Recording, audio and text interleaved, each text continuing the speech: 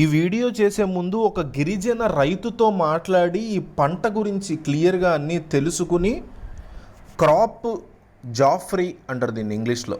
అంటే మన వాళ్ళు నోరు తిరక్క జాఫ్రా పంట బాగా డబ్బులు వచ్చే పంట అని చెప్తూ ఉంటారు.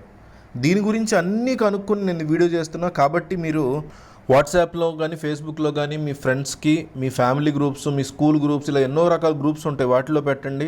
మన వాళ్ళకి ఎందుకులే అనుకోకండి, అది అట్లా రీచ్ అయ్యి నిజంగా ఒక కుటుంబానికి ఉపయోగపడి ఆ కుటుంబాన్ని మీరు నిలబెట్టిన వాళ్ళు అవుతారు.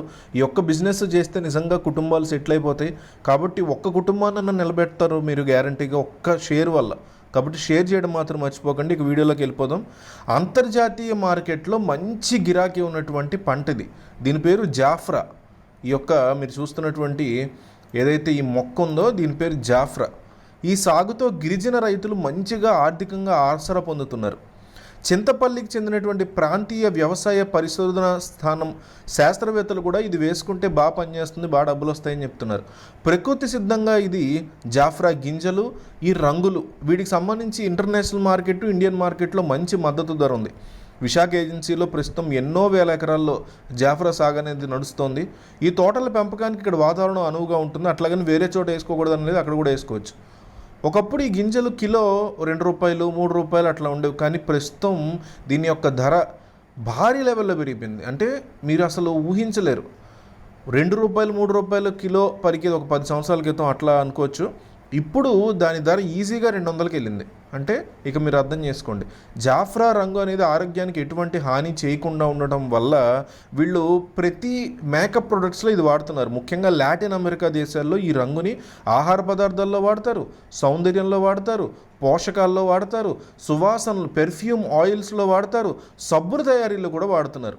వీటి రంగుని, పొడిని ఎక్కువగా అమెరికా, జపాన్, ఫ్రాన్స్, ఇటలీ దేశాల వాళ్ళు వాడతారు. కాబట్టి ఎక్కువగా ఎక్స్పోర్ట్ చేసుకుంటాం అన్నమాట.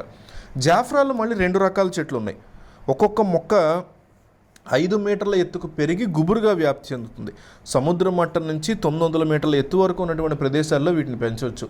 అక్టోబర్, నవంబర్ నెలల్లో 15 నుంచి 26 డిగ్రీల ఉష్ణోగ్రత ఉండే ప్రాంతాల్లో ఈ సాగు మరింత అనుకూలిస్తుంది.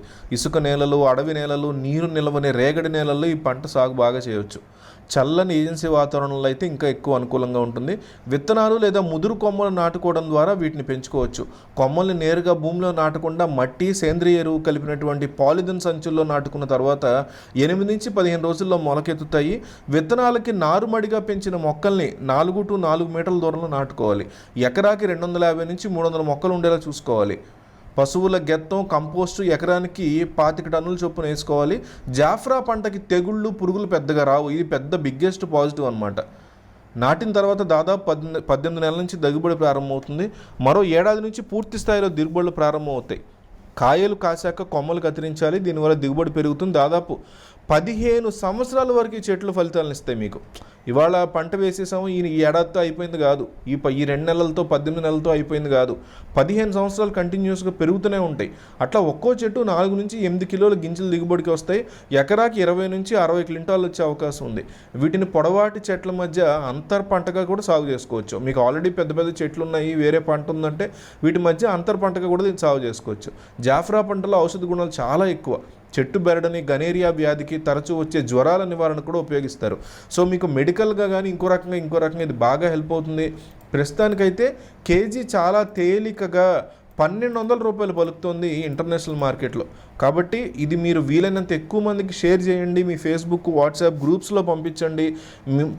ఎవరు చూస్తారులే అనుకోకండి, వేరే వాళ్ళకి బాగా హెల్ప్ అవుతుంది. అట్లా స్ప్రెడ్ అయ్యి సరిగ్గా ఇది చేసుకోగలము అనుకునే వాళ్ళకి ఇది ఖచ్చితంగా షేర్ అవుతుంది. కాబట్టి మనం షేర్ చేసే చోట మాత్రమే ఆ వ్యక్తులు ఉండక్కర్లా. అది అట్లా స్ప్రెడ్ అయ్యేలాగా మనం ప్రయత్నం చేస్తే ఎన్నో కుటుంబాల మీద నిలబెట్టిన వాళ్ళు అవుతారు. కాబట్టి కంపల్సరీ షేర్ చేయండి.